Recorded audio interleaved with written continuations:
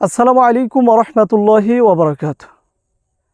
আমাকে অনেকে ফোন করে বলেন যে আমার পায়খানা রাস্তাটা ফুলে যাচ্ছে, ওয়াশরুমে গেলেই পায়খানা রাস্তা দিয়ে প্রচুর পরিমাণ রক্ত আসে।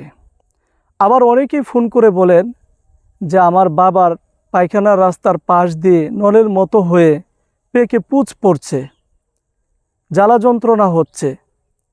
আবার অনেকেই ফোন করে বলেন পায়খানা করার সময় পায়খানার রাস্তা দিয়ে মাংসপিণ্ড বের হয়ে আসছে, অস্থির লাগে।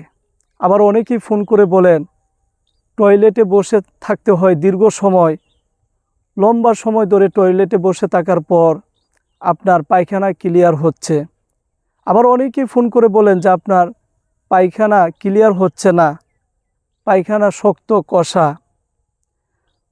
তো এরকম বিভিন্ন রকমের সমস্যার কথা আপনারা বলে থাকেন, অশ্বরোগ, গ্যাস রোগ বা পাইলস, অ্যানাল ফিসার, ফিস্টুলা, এই সমস্ত রোগের কথা আপনারা অনেকেই বলে থাকেন।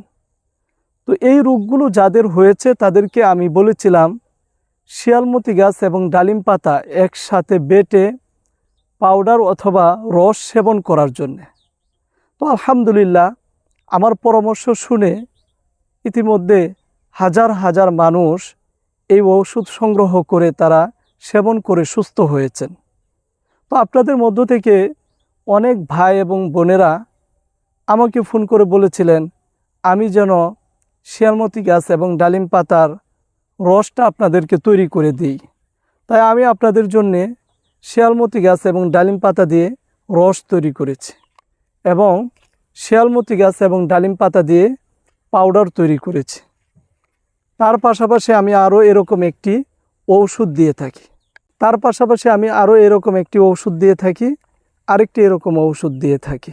আপনাদের সমস্যা অনুযায়ী কাউকে 4 বোতল 5 বোতল ঔষধ দিয়ে থাকি। তো আলহামদুলিল্লাহ আমার কাছ থেকে এই ঔষধগুলো অনেকেই সংগ্রহ করে সেবন করেছেন এবং তারা পাইলস, ফিস্টুলা, অ্যানাল ফিসার, কোষ্ঠকাঠিন্য, জ্বালা যন্ত্রণা হওয়া, ব্যথা হওয়া, অস্থির লাগা, চুলকানো, পায়খানা রাস্তা ফোলা, যাদের ওয়াশরুম দীর্ঘ সময় লাগে, পায়খানা করতে অনেক সময় লাগে, তারা সকলেই এই রোগগুলো থেকে পরিপূর্ণ সুস্থ হয়েছেন আলহামদুলিল্লাহ। তো আপনাদের যাদের এই সমস্যাগুলো রয়েছে তারা চাইলে আমার সাথে যোগাযোগ করতে পারেন এই নাম্বারে 01965947974। এই নাম্বারে হোয়াটসঅ্যাপ, ইমো খোলা রয়েছে। অনলাইনের মাধ্যমে কুরিয়ারে সারা বাংলাদেশে আমি এই ঔষধগুলো হোম ডেলিভারি দিয়ে থাকি।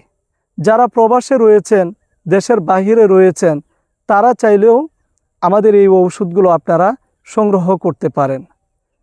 তো আপনারা সকলেই আমার জন্য দোয়া করবেন, আমি যেন সবসময় আপনাদের খেদমত করতে পারি। আল্লাহ তাআলা যেন সে তৌফিক আমাকে দান করেন। আমিন।